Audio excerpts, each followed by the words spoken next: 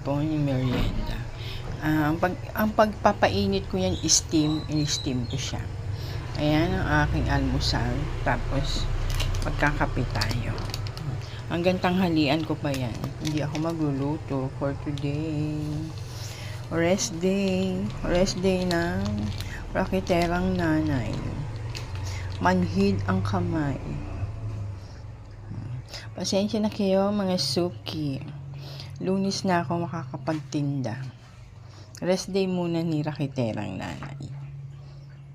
Tagal na yan, binili ko. Yung may karinderya pa ako. Yan ang binili ko. Makapal siya. Ang kapal niya. Kalimutan ko nga kung saan ko ito binili. Gusto ko ulit bumili. 3 na lang siya eh. Nawala na. Alam ko, 6 yan eh. Alam mo naman, ang ugali ng Pilipino. Nag-uuwi ng plato.